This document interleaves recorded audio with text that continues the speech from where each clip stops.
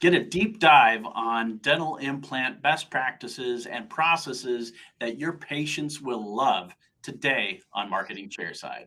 Welcome to the Marketing Chairside Podcast by Pro Impressions Marketing, where the team covers a variety of dental marketing ideas to help you attract more new patients in the quantity and quality you need to grow your practice.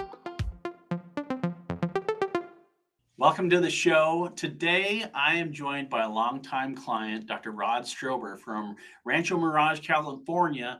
Rod, thanks for being here today. Hey, Jonathan, thanks for having me. I can't wait to extract some of these dental processes, these pearls from your brain, because I know there's going to be a lot of doctors that just have their minds blown. Yeah, so today, Jonathan, I thought I would share with you some things that make my practice run more efficiently. We have systems and protocols that allow us to create workflows in our office that streamline the process of working with our patients. Talking about marketing and digital processes that make my life so much easier and the patient's life easier, that are more streamlined. So I'm excited to share that with you, as well as mnemonics that I use to help do patient transfers, whereas we would hand off a patient from one team member to another and include the same information each time there's a handoff so that the patient hears it 3 times. Yeah, and what I'm really excited about are that you're going to be equipping our listeners with stuff that they can like grab hold of and use and start changing their practices right away. Right. And I hope that it helps them to streamline their practices and help them to develop reputations that are more positive and get more reviews that are more positive, because with these protocols and processes, they'll be running their practices more efficiently, and it's definitely going to give that patient a wow factor. 100%. I was curious, Rod, you had like this practice that was running really well in San Diego, and then you sold that and moved out to Palm Desert, or the Palm Desert area, and you bought a practice out there. And I wondered how much kind of re-engineering you had to do to make country club dentistry what Strober Dental was in San Diego, or did you go a completely different route? I kind of used a lot of the same fundamental protocols and workflows from the other practice, but it's a much different practice in the sense that we're an all fee-for-service practice here.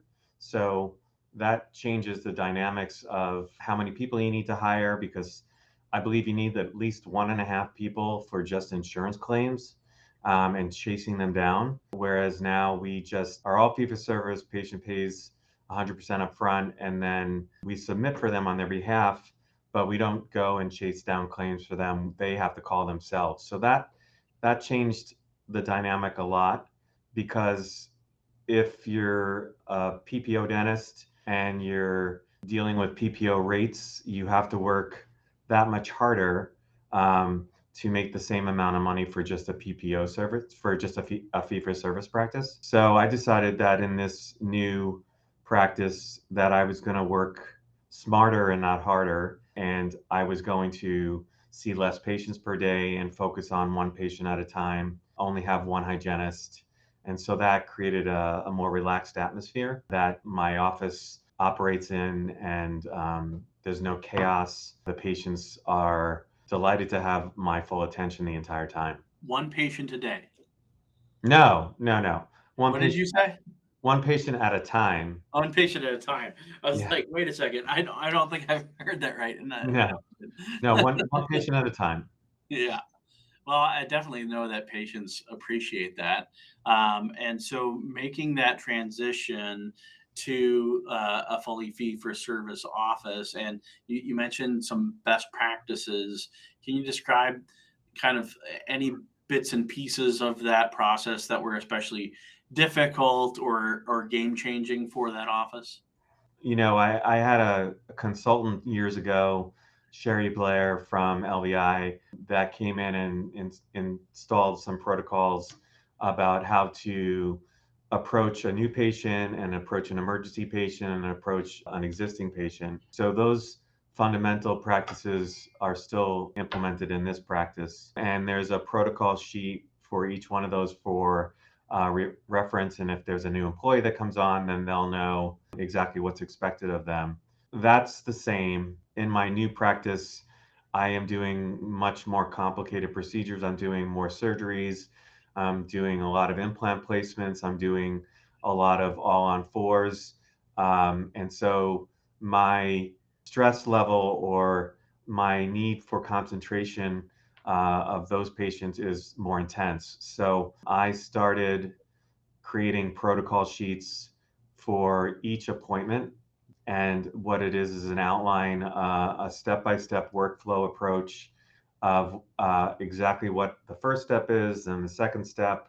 And that includes, like, greeting the patient, taking their temperature, doing COVID screenings, and then reviewing treatment with the patient, trying in the surgical guide, then going to, say it's an implant, going to like a step-by-step process of the osteotomies, placement of the implants, what to look for. So, I brought one that it looks kind of like this, and it's very detailed.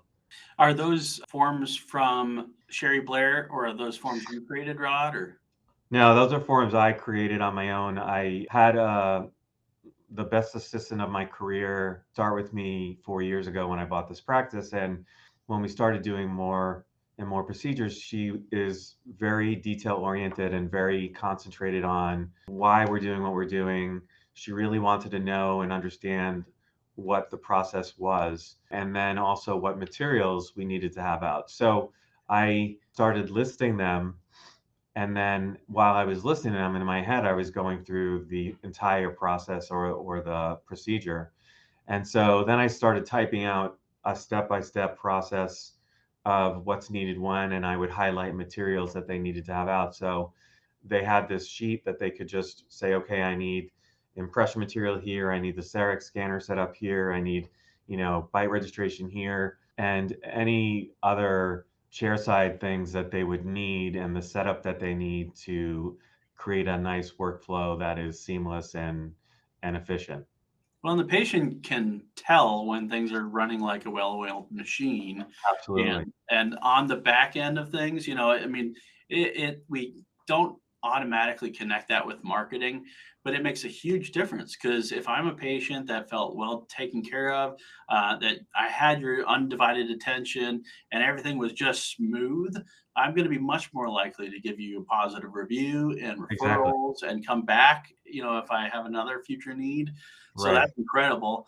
It reminds me of two things. We've been talking as a society about artificial intelligence and Right. like how that's going to rule the world. I mean, what you've Yeah. kind of done though is put your practice into a system that sort of not runs itself, but I'm guessing that if you have, you have some turnover, that you're able to deal with it better than you would otherwise. I mean, what's that process look like for you? Or Yeah, have I you been mean, able to a avoid it? lot of the protocols that I've created are cut and paste. So I'll take a protocol from one patient and I'll move it into another Word document, and then just change the details of that protocol sheet.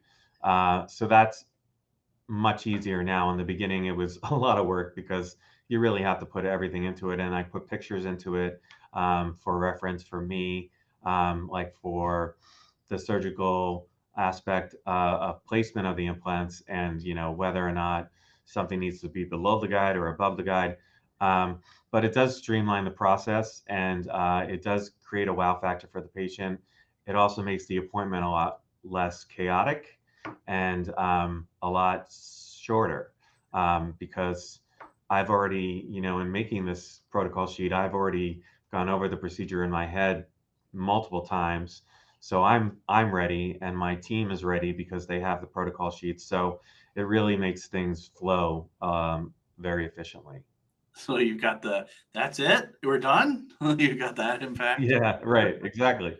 I get a That, lot of that. that's fantastic. It also reminds me a little bit of something one of my mentors taught me. that we're taking away excuses as supervisors, because Sure. if we don't tell people ahead of time what we want and how we want it done, then after the fact there's excuses. But if we set up these systems, then your team knows exactly what success looks like, and you can feel confident that you've given it to them. And if it's not happening, pretty quickly if you've got someone that's just not going to work out. Right. Well, I think it comes from my accountability, right? So I need to tell them what they need to have out so that they don't have to memorize, okay, he's doing an implant today, so this is what he usually uses. But in this instance, maybe I have to do a bone graft. So what else do they have to have out? What membranes do they need? There's a lot of differences that, you can't copy and paste to every patient. You have to like customize each one so that they know the differences and they're on the same page as you. And then that way I have all the instruments that I need. I have all the materials that I need. And yeah, it just flows really, really well. Was this process easy for you to implement, or was there some resistance that you encountered? I mean, maybe internally, maybe with the team. I mean, what was that like? It was overwhelming in the beginning because you really have to take the time to think about every single detail of that process of that procedure and the step-by-step approach. In the beginning, I was like, oh my God, I have to make another protocol sheet. But then I realized that it made me much more confident about what I was going to do. So writing them out is really like a little bit of therapy. And then I really took to it, and now it's second nature. But I do believe that that's the most distinctive thing about me and the way I practice versus many other doctors out there. I spend a lot of time. I come in, my first patient isn't until 9 o'clock, but I come into the office at 5 and I make sure that I'm prepared for everything. So I'm a little OCD about that kind of stuff, but it really has become a wonderful adjunct to my practice. I know you've been practicing this way for a while, but do you remember where you started? Because I feel like that's one of the excuses we have as professionals, and I know dentists are people, and so like Yeah. as I create systems for my business, it's like, where do I start? Oh my gosh, it's overwhelming. So where did you start? It started in the beginning, like I said before, that I had this really intuitive assistant who was very organized. And she started asking me questions, and I'm like, that's a great question. I don't know. And she's like, well, how are you going to do this? And what are you going to use to do the bone graft? And what are you, and I'm like, that's a really good question. I have to think about that. And so I started writing down little notes like in a list, but they weren't organized. And so I realized that what she was doing was helping me to organize my thoughts and really have a hold on what we were doing with that patient that day. It pushed me out of my comfort zone in the beginning because I just thought it was a lot of work. And it's like when you have to study for a test and you just procrastinate it until like the last day. This really has helped me to not procrastinate and to be very proactive and understand what I'm going to do for even next week. Like just before I started talking to you today, I was doing a protocol for next Monday. So it's got to be, for me personally, it's got to be that far in advance so that I can process it. And then I'm like, okay, I have this down. I have all the parts and pieces. That's another thing about that is like, when you're doing like implants and you're scanning, you're doing everything digital, and I'm almost completely digital in my practice. You need to know what scan bodies to buy. You need to know what multi-unit abutments you need to get. You need all the parts and pieces there for that appointment. So if I don't do that at least a week before, and then I realized, oh shoot, I don't have that scan body. I got to order it and get it rushed to me as soon as possible. Now, that's the alternative would be just being, caught with your pants down and not looking good in front of the patient. That's the biggest benefit to doing it this way, really having everything there that you need for that appointment. And so was this aha moment with your assistant? Was this something that happened when you were starting that digital process, or was the digital process something that you had already had in place and you were just explaining it to the assistant? It evolved. I was mostly digital when I started this practice. I bought the CEREC, the Prime Scan, and a milling unit. I bought, a CT scanner, and then I slowly started to add other digital components like a 3D camera for facial designing of a case and using that 3D imaging to do that instead of doing like a Fox plane. But we became more and more digital. I ended up working with a lab that was mostly digital and now is transitioning with me to completely being digital. And that's exciting to me because, it takes away a lot of time that you would spend with the patient. It's more accurate and, things kind of just drop in now. So that evolved with this practice over the last 4 years. I just recently got into photogrammetry, which is where you scan implants with a special camera that tells the exact position and angulation of the implant and position of where the hybrid needs to be put so that we can just have a drop-in kind of appointment. That's the best part about being all digital. Otherwise, if I didn't have photogrammetry, I would have to do something called a jig appointment, which is where we have to put healing impression copings on each implant and then lute them together, then take an impression to pick that up. And it's more of an analog way of doing things. So now I have the capabilities of doing like the entire process digitally.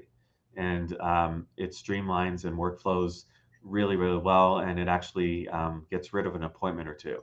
So it's great. Yeah. If you don't mind me asking, I'm just curious which lab this is that you work with. Oh, yeah. I work with Sean Hahn from Masters Arch. He's in Chandler, Arizona, which is right outside of Phoenix or Nice. a part of Phoenix. What happened was I was going to CDocs in Scottsdale, and I was taking some implant classes with Farhad Bolchi.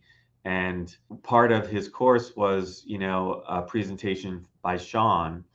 And what Sean does is he tells you, okay, you need a CT scan, you need to scan the upper teeth, the lower teeth, the bite, and send that all to me. And then a 3D photo. If you don't have a 3D camera, you can take other kinds of photos that he'll use. And then he designs the wax up of the final outcome. And then he sends that wax up to implant planning lab, who will do implant placement based on merging the CT scan with the wax up and then placing the implants at the right angulation if possible and in the right position so that the hybrid is over all the implants instead of designing it the other way, which most doctors do, is they have a surgeon do it. The surgeon puts them implants wherever they want them to be or wherever the best bone is. And that could be outside of the hybrid zone. So then your hybrid becomes broader and wider and bulkier. And then you have to use more angled abutments, which are difficult to place. So using a restorative generated process or a restoratively driven process to do these cases really put an aha moment in my head. And I realized that I could just work with this one lab that would take me from A to Z of the entire process. Whereas many people work with an implant planning software lab and then they work with dental lab and nobody's communicating with each other. So you kind of have to deal with what you're given. That process is very important for me because I do my own surgeries, and I wanted to do my own surgeries because I wanted full control over where I was going to put the implants.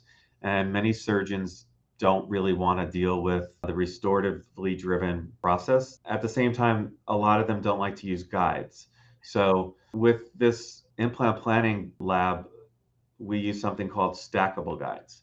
And so stackable guides are where you put the first guide in and it gets pinned into the bone and hooked onto the nasal spine. And then the second guide is the osteotomy guide and it clips into the foundation guide. Then you put the implants exactly where you need them to be.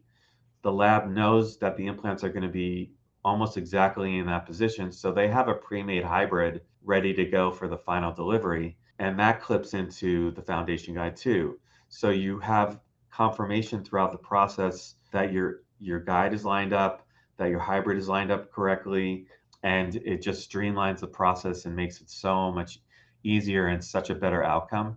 Instead of, what many doctors do is they'll get a full denture because we're never sure that we're going to get full integration or enough integration or stability of the implant when we're placing it. So we don't want to load them. But with this process, the implant planning software company called ITX Pros puts the implants in, as dense a bone as they can. So if we have to undersize the osteotomy or whatever, then we'll get a good foundation stability of the implant and we can load them. I know going into it, okay, in this implant, I have to undersize the osteotomy so that I can get a good grip of the implant to the bone and get good primary stability. So all that's figured out in the beginning. We also have a meeting with the ITX Pros team and Sean from Masters Arch and me all on a Zoom call going over what the implant planning company has done and how they've done it to make sure that Sean agrees with it and I agree with it. So it's very collaborative and nobody is really questioning what to do next, or it's just more predictable. And I think with surgeries like that, predictability is key because, when you're doing major surgeries like that, there's a lot of things that can come up. So whatever we can do to make it more predictable and know ahead of time going into it, you're way ahead of the game. Well, I was just going to say, with all those steps in place, and yet what I heard from, my layperson's point of view is just fewer points of failure. You got Right. fewer people involved, more technology that's, I was going to say stitching together, but like merging merging the moving parts, Right. and making sure there's communication along the way. I mean, Right. do you have an idea of how much better your success rates are over the national average, or at least people that don't use that type of tech and process? Well, I can tell you that I've talked to people like my own brother who is starting to get into it. And I think that it's very confusing. The start to finish of an all-on-4 kind of procedure can get very complicated between ordering parts, where you're going to put the implants, how you're going to do the conversion, which is where we take if you're using a full arch denture as the original temporary, you have to do a pickup and then you have to take an impression inside the denture of where the implants are, and then you have to cut holes in there. Then you have to cut out the palatal aspect of the denture, and then you have to convert it to a temporary hybrid.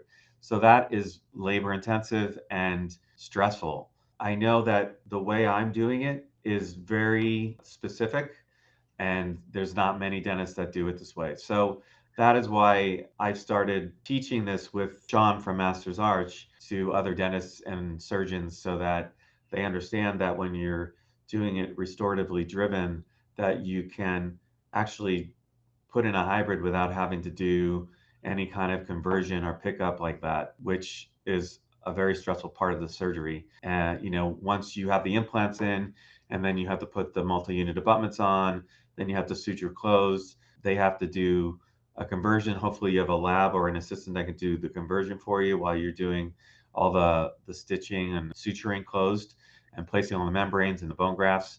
This really streamlines the process, and I think it is the way that dentistry is going. So the analog world versus the digital world there's a huge gap that's developing now, and the technology, is not cheap. So you have to have a vision to say, okay, this really jives with me, and I want to get more into this digital world versus being stuck in the analog world, which is impressions and conversions and things like that. So I think I'd say like 2% of dentists are doing it this way. I mean, that would be my guess.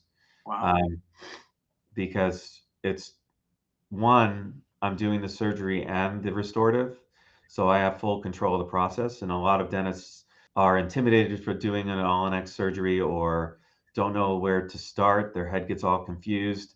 And then they're like, oh, I'm just going to give it to my surgeon. And patients don't like to go to other places. They don't like to go to other doctors and other offices. There's also the concern about financially what they're going to have to pay the surgeon versus what they're going to have to pay for you. And I'm able to give them a package deal with everything included. I really love digital and high tech things. And I think that it's evolving so rapidly right now that, even in photogrammetry, I just bought an iCam 4D, and then they just came out with a newer version of it. So that's how quickly it's happening. And I consider myself an early adopter of things, so I expect that to happen. But it's still frustrating, I think. When you realize, oh damn, I just spent all this money on this, and now there's one better, and so it can get a little expensive. But I think whatever you have, if you have the version 1 or the version 2, it's still going to work. It's still going to keep you in that digital line. Well, to the extent we can, we'll put information in the description on the Master's Arch seminars. Maybe he's Please. got Yeah. a page on his website that we can link to. That way, when you schedule another course, people who listen to this and Yeah. like, I want that, can click that and find it.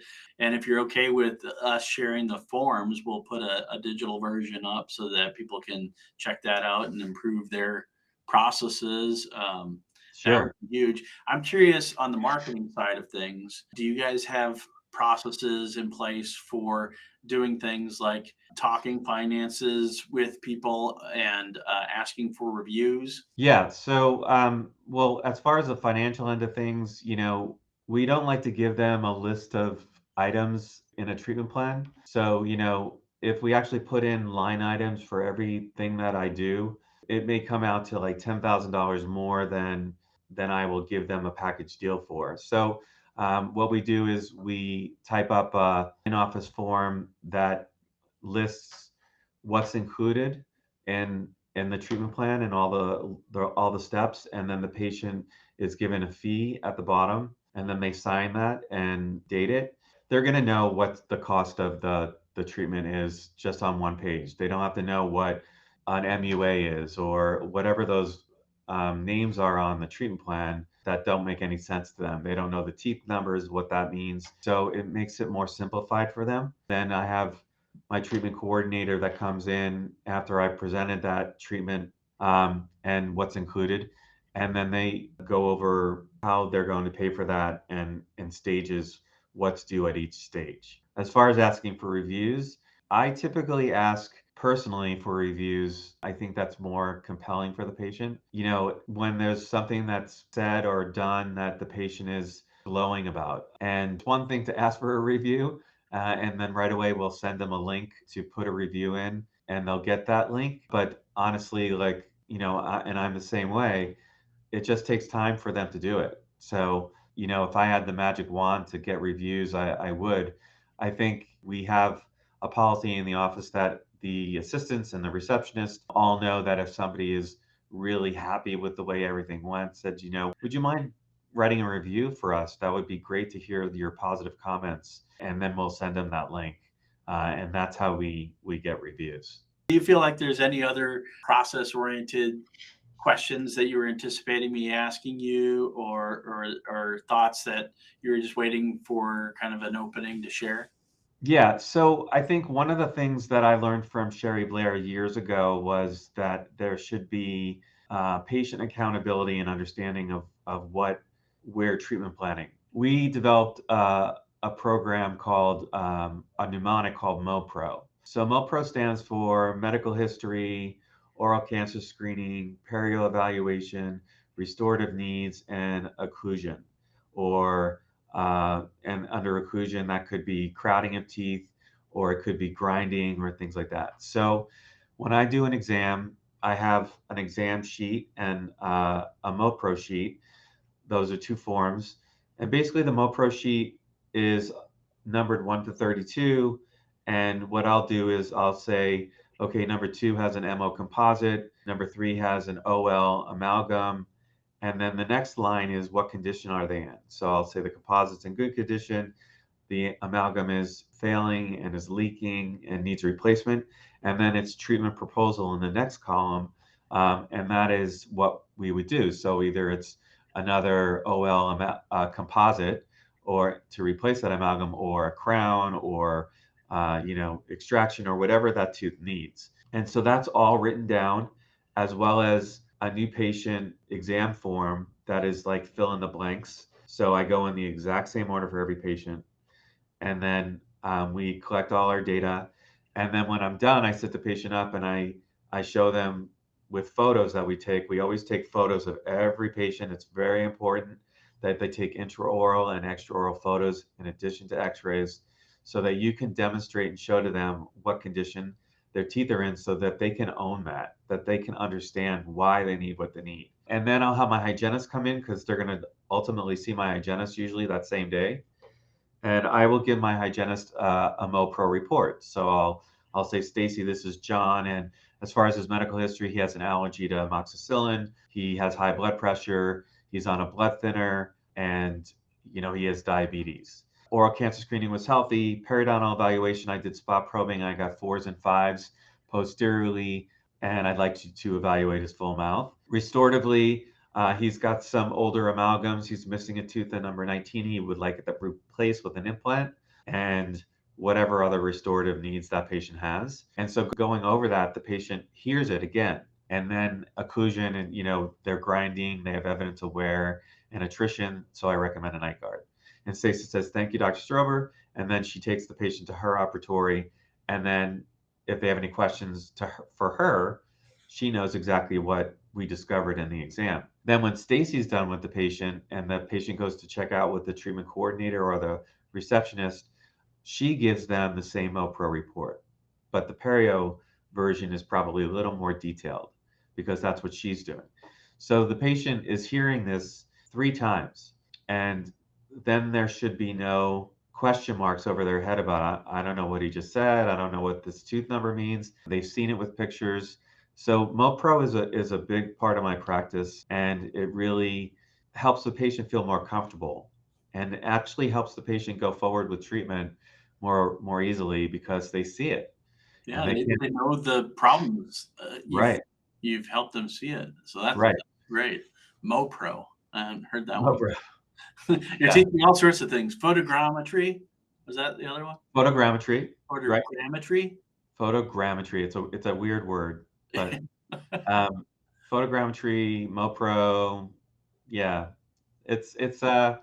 It's really just the way my brain works. I think that I'm very organized and I like those kinds of things. But Sherry Blair really implemented a lot of these foundation protocols that have helped us to run a much more smooth practice. And also there's protocols on how to set up for an emergency patient, how to set up for a new patient, how to set up for a composite patient, how to set up for a crown patient, how to set up for an implant or surgical patient, as far as seating the patient, what needs to be out, what comes first. There's always the screenings and having them rinse with mouthwash before. I use OraCare for that so we can kill all the bacteria in their mouth before we do an exam or a procedure. So there's lots of little things that we do to be more detail oriented with the patient. Yeah. Yeah, and I'm sure the success, I mean, I know it speaks for itself. Thank you. And I know you're very successful. We've been working together for, shame Long on me time, for right? shame on me for not looking up the exact date, but I mean, we've I got think to it's be got to going be on like that since date. 2010. I think Yeah, I do think got to it's, be like 14 years. Yeah. yeah, You're the amazing. bomb. I love your company. Like, thank you so much for everything you guys do. Oh, thank Your you. SEO is great. Your guys are on top of it. All the statistics that I get monthly are really beneficial for me to know how we're doing and to gauge how the month went and how the next month is predicted to go. So, and your team is amazing. So I can't say enough about, Caitlin and Tisa. Yep. Uh, so yeah, and you, of course, right? Oh, And thank you. David and everyone I've worked with there has been a wonderful asset. Well, same goes. I mean, we've enjoyed working with you this whole Oh, time, thanks. Don, and so yeah, it's been great. And thank you for your time today, because yeah, I mean, you don't have anything that you're selling. You're being part of the change that is rapidly happening. And so, thanks for making dentistry a better place. Thank you. I appreciate that. Okay, everyone, if you want to learn more about All on 4 and a step-by-step process from A to Z to complete the implant placement and also photogrammetry, and you want to know more about the digital workflow for doing All on 4 hybrids, go to teethcamp.com or mastersarch.com, and you can scan the QR code. Also, the next course is being given in February. So you can go and buy your tickets online, scan the QR code, and hope to see you there. Man, that was a great show. Like, subscribe, comment, give me, your feedback in the form of a comment with your keyboard. And in the meantime, join me in my, drum group, drum circle Instagram page that I'm going to create, because I'm feeling it.